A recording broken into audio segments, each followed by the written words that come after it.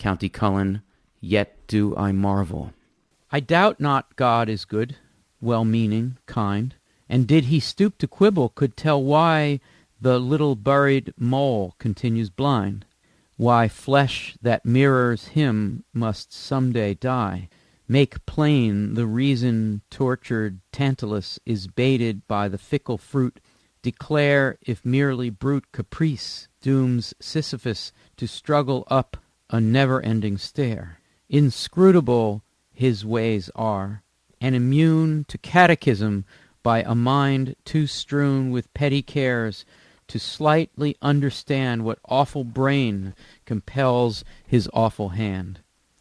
Yet do I marvel at this curious thing, to make a poet black and bid him sing.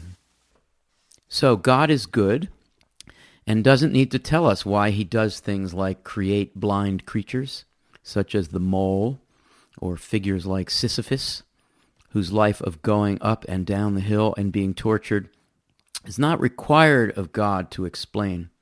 And we, for our part, and Cullen, for his part, aren't, or isn't, in Cullen's case, isn't brilliant enough or godlike to figure this out.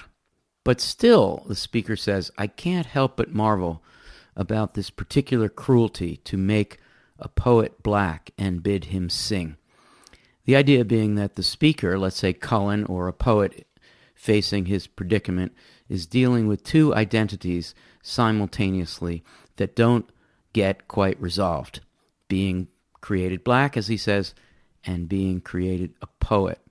A Shakespearean sonnet is what the poet makes, but instead of being the easeful lyric and sort of triumphant rhyming perfection one imagines in Shakespeare or in users of the Shakespeare sonnet when it gets all worked out in the final couplet, despite the form's constraint, that ease, despite the form's constraint, the constraint of this sonnet is a constraint that's akin to that of Tantalus or Sisyphus or the blind mole.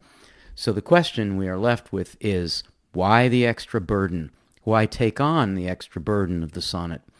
And this is expressed, this question why, in a beautiful sonnet, in a perfect sonnet.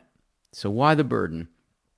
Why can't I just make a sonnet like all the others, he asks himself. Why is it such a torture to do what I'm doing? Why the double consciousness?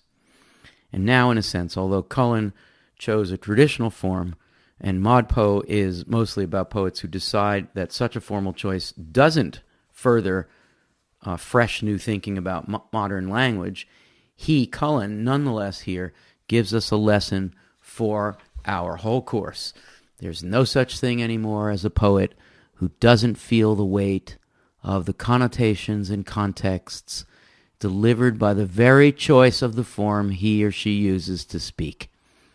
Dickinson, in her torqued ballad, with its hesitations and stutters and slant rhymes and dashes, or Niedecker, Laureen Niedecker, in the elimination of the article the through her condensory, or Gertrude Stein grappling with what's current in Tender Buttons, to use a word from A Long Dress, or William Carlos Williams, firmly believing that the genre of the refrigerator note would and does work as a poem, and Whitman, let's say, feeling a pressing need to write a catalog because it would be unethical, indeed un-American, not to list everyone. All these are instances, too, like Cullen, of the double consciousness about form and content that Cullen felt with extreme urgency and even pain.